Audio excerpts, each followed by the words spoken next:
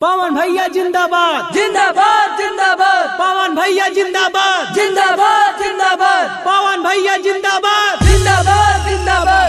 नमस्कार प्रणाम, मैं अभिषेक पाठक आंसू आप सभी क्षेत्र वासियों से विनम्र निवेदन करता हूँ कि 17 जनवरी को हमारे बड़े भैया माननीय पवन यादव जी का पवन यादव जी का जन्मदिन है और आप लोगों से निवेदन है कि इनके ऊपर प्यार आशीर्वाद बनाए रखें और हमारे भैया जी को जिला पंचायती सदस्य में भारी से भारी मतों से विजयी बनाएं। हमारी तरफ से प्यार गिफ्ट बा,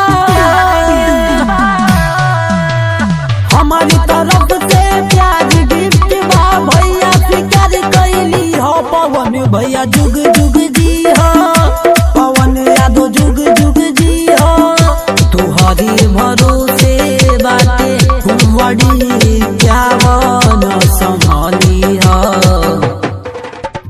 जैसे बनल बा नमवा भैया एके बनवले रही हो, पवन भैया जुग जुग जी हो, पवन यादव जुग जुग जी हो। और कहना है जन्मदिन का हर लम्हा मुबारक हो आपको, खुशियों की हर सौगात मुबारक हो आपको, आंखों में बसे ख्वाब पूरे हो आपके, तहे दिल से जन्मदिन मुबारक हो आपको।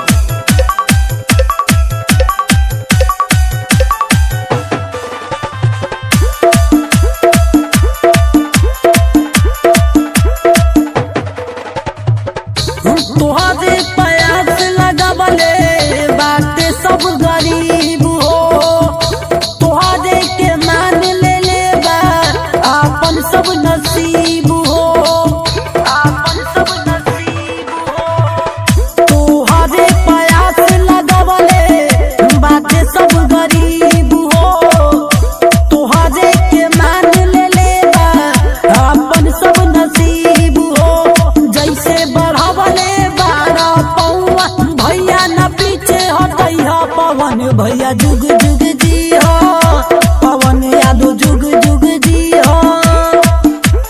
पवन भैया जिंदाबाद जिंदाबाद जिंदाबाद पवन भैया जिंदाबाद जिंदाबाद जिंदाबाद पवन भैया जिंदाबाद जिंदाबाद जिंदाबाद। हमारा नेता कैसा हो, पवन भैया जैसा हो, हमारा नेता कैसा हो, पवन भैया जैसा हो।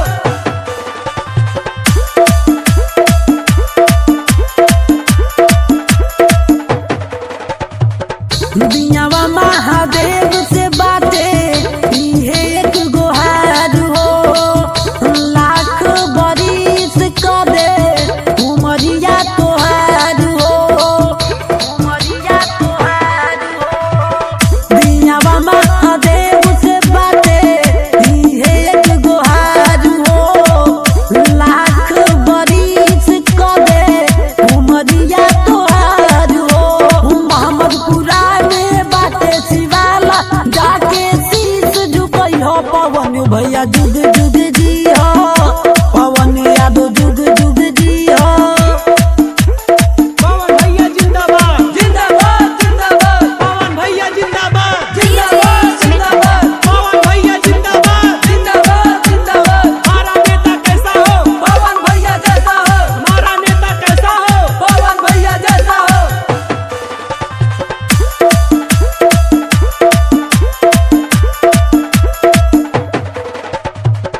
क्षेत्र में पूरा होई नमवा तोहार हो, चारू ओर फैलल बाटे तोहरे बाज हो, तोहरे बाज हो। क्षेत्र में पूरा होई नमवा तोहार हो, चारू ओर फैलल बाटे तोहरे बाज हो। अभिषेक पाठक आंसू के गनवा डीजे पर बजबई हो, पवन भैया जुग जुग